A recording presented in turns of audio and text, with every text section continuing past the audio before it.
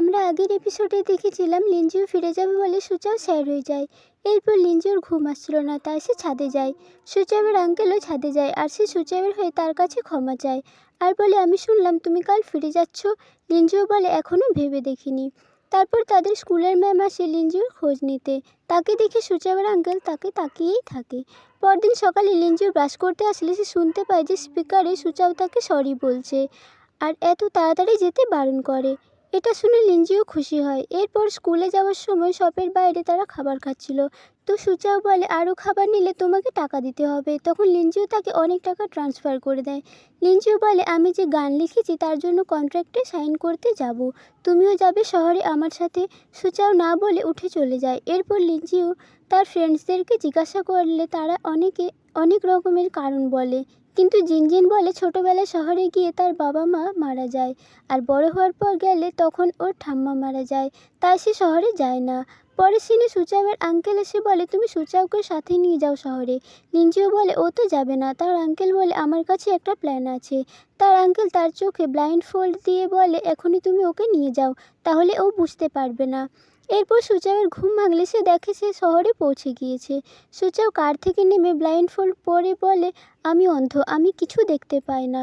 লিঞ্জিও বলে, তুমি দেখতে চাইছো না তাই। এরপর তাকে ওভাবেই একটি রেস্টুরেন্টে নিয়ে যায় যেখানে ইউহি ছিল। সে কন্ট্রাক্ট পেপারে সাইন করে দেয়। তারপর সে দেখে সেখানে জিনজিন আর ফ্র্যাঙ্কও আছে। পরের সিনে কারে ইউহি লিপস্টিক লাগাচ্ছিল আর সেটা সুচাও দেখে বলে, লিপস্টিকের কালারটা তো অনেক সুন্দর। এরপর তারা সুচাওয়ের জন্য কার কিনতে যায়। কার কেনা হয়ে গেলে পর লিঞ্জিও বলে, তুমি এসব নাটক করছো কেন? সুচাও বলে, আমি নাটক করছি না, আমার সত্যিই ভয় করে।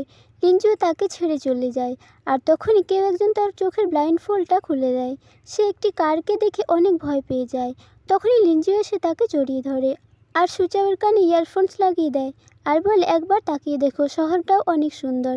এরপর সে দেখলে তার অনেক ভালো লাগে। এরপর তারা বাড়ি ফিরে যাচ্ছিল আর লিঞ্জিও তার কাঁধে মাথা রেখে ঘুমিয়ে যায়। বাড়ি পৌঁছে গেলে সুচাও লিঞ্জিওকে ডাকে। তার আঙ্কেলকে বললে যে তার জন্য কার নিয়ে এসেছে। এটা শুনে সে অনেক খুশি হয়ে যায়। সুচাও বলে যে কার কিনতে লিঞ্জিও টাকা দিয়েছে। এটা শুনে তার আঙ্কেল তাকে হাঁক করার জন্য গেলে লিঞ্জিও দৌড়ে পালিয়ে যায়। পরে সিনে সুচাও দেখে তার জন্য একটি লিপস্টিক গিফট দিয়েছে। এরপর স্কুলে ম্যাম সুচাও আর ফ্র্যাঙ্কের হোমওয়ার্ক কপি করার জন্য অনেক বকা দেয় আর জিনজিনকে ফ্র্যাঙ্ককে টিউশন পড়াতে বলে আর লিঞ্জিওকে সুচাওকে টিউশন পড়াতে বলে। পরের সিনে ফ্র্যাঙ্ককে জিনজিন টিউশন পড়ায় আর এদিকে সুচাও বাড়িতে পড়তে বসার আগে ডান্স প্র্যাকটিস করছিল। লিঞ্জিও বলে, তুমি এভাবে কি পড়ছো? সুচাও বলে, তোমার কাছে আমি পড়বো না। এরপর সুচাও তার আঙ্কেলের কাছে গিয়ে পড়তে বসে, কিন্তু একটু পরে তারা দুজনেই ঘুমিয়ে যায়।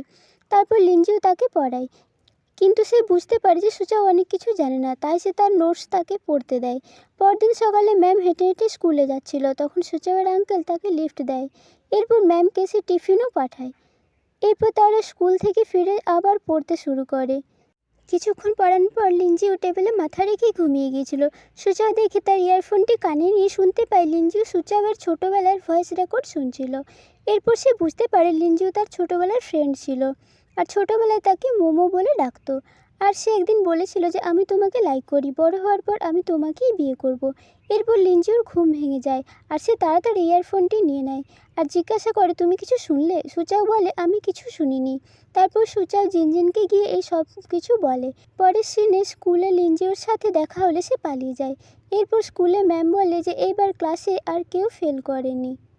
ফ্র্যাঙ্ক তখন ক্লাসের মধ্যে জিনজিনকে থ্যাঙ্কস জানায়। এরপর তাদের হলিডে চলছিল, তারা সবাই এনজয় করছিল। লিঞ্জিও সুচাওকে ফিউচারে কী করবে জিজ্ঞাসা করলে সুচাও বলে সে সব চালাবে।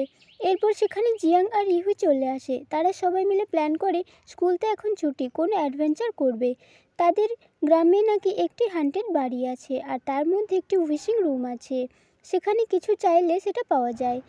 এরপর তারা রাত্রিবেলা সেখানে চলে যায় আর তারা ভয়ে ভয়ে সে বাড়িটির ভেতরে যায়। এরপর জিয়াং একটি ভূতকে দেখে ভয় পেয়ে যায় আর ভূত বলতে জিনজিন ভূত সেজে ভয় দেখাচ্ছিল। এরপর সুচাও একটি মুখোশ পরে লিঞ্জিওকে ভয় দেখাতে গেলে লিঞ্জিও তাকে চিনতে পেরে যায় আর তখনই পিছন দিক থেকে তার নাম ধরে ডাকলে সে সুচাওকে নিয়ে দৌড়ে পালিয়ে যায়। সুচাও তাকে বলে দেয় যে জিনজিন তোমাকে ভয় দেখাচ্ছে। তখন লিঞ্জিও এমন ভাব করে যেন সে আগের থেকেই জানতো। আর সেখানে তারা উইশিং রুম দেখতে পেয়ে বাকিদেরকেও নিয়ে আসে। ফ্র্যাঙ্ক ভেতরে গিয়ে উইশ চাইলে তাকে বলে তোমার উইশ সত্যি নয়। তারপর সবাই এক এক করে উইশ চাইতে গেলে সবাইকে একই কথা বলে। তারপর সূচা উইশ চাইতে গেলে এদিকে দেখা যায় যে বাইরের থেকে জিয়াং আর ইউহি এসব বলছিল। লিনজিও এসে তাদেরকে দেখে নেয়, কিন্তু জিয়াং বলে সূচাওকে তোমার নিয়ে জিজ্ঞাসা করছি। সে বলে তোমার বাড়িতে এমন একজন আছে যাকে তুমি চাও যে সবসময় তোমার সাথে থাকতে। তখন সূচাও লিনজিওর কথা বলে। লিনজিও তো এতে খুশি হয়ে যায়। এরপর তারা সবাই জেনে যায় যে ইভি আর জিয়াংই এসব বলছিল। কিন্তু তখনই তারা সূচাওয়ের আঙ্কেল আর ম্যামের গলার আওয়াজ শুনে লুকিয়ে পড়ে। আর তারা উইশ রুমে গিয়ে তার আঙ্কেল উইশ চায় যে ম্যাম যেন তার গার্লফ্রেন্ড হয়ে যায়। এদিকে বাইরে থেকে তারা সবাই শুনছিল, আর ম্যামও রাজি হয়ে যায়। আর তারা হাগ করে কিস করতেই যাবে, তখনই সেখানে তারা সবাই চলে আসে। এরপর সূচাও তাকে জিজ্ঞাসা করলে কতদিন থেকে তোমাদের সম্পর্ক। তার আঙ্কেল বলে 2 মাস। এরপর সবাই সেখানে বসেছিল, কিন্তু ম্যাম আসতে সবাই তাকেই দেখতে থাকে। তারপর ইহুই ওয়াইফাইয়ের পাসওয়ার্ড চাইলে সেই পাসওয়ার্ডটি বলে, যেটা ইহুই বুঝতেই পারে না। তখন সবাই নাচ করে আর গান করে পাসওয়ার্ডটি তাকে বোঝায়। জিয়াং আর ইহুই তাদের সাথেই থেকে যায়। পরের দিন ইউহি আর জিয়াং ফিরে চলে যায়, আর তারা সবাই আবার নিজের নিজের হুইস চিল্লি চিল্লি বলতে থাকে। তার আঙ্কেল তখন বলে প্রধান বলেছে আমাদের সব বন্ধ করতে হবে। পরের সিনে প্রধান এসে বলে যে রোডটা আরও বড় করবে, তাহলে শহরের আরও মানুষ কার নিয়ে আসতে পারবে। তার আঙ্কেল রাজি হয়ে যায়, কিন্তু সূচাও রাজি হয় না। এটা নিয়ে দুজনের ঝগড়া হয়। আর লিনজিওকে বলে তুমি এখানে থাকতে চাইলে তোমাকে একজনকে বেছে নিতে হবে। লিনজিও সূচাওয়ের দিকে হয়। সূচাওয়ের আঙ্কেলকে বের করে দেয় বাড়ি থেকে। এরপর রাত্রে একজন এসে তাদের কারের কেরোসিন ঢেলে দিচ্ছিল। সে আগুন লাগাতে গেলে সূচাও আটকাতে গেলে তাকে মারে। আর তখনই লিনজিও আসে, আর তার আঙ্কেলও আসে। তাদের মধ্যে ফাইট শুরু হয়ে যায়। প্রধান এসে পুলিশে রিপোর্ট করে দেয়। সূচাও তার ভুল বুঝতে পারে। এরপর সূচাও লিনজিওকে বলে আমি তো শুধু সবটাকে বাঁচাতে চেয়েছিলাম। লিনজিও বলে তোমার ঠাম্মার সব চায় না, সে চায় তুমি ঠিক থাকো। এরপর তার আঙ্কেল আর তাদের মধ্যে সব ঝামেলা ঠিক হয়ে যায়, আর তারা সব বন্ধ করে দেয়। আর এই এপিসোডটি এখানে শেষ হয়ে যায়। পরের এপিসোড খুব তাড়াতাড়ি নিয়ে আসছি।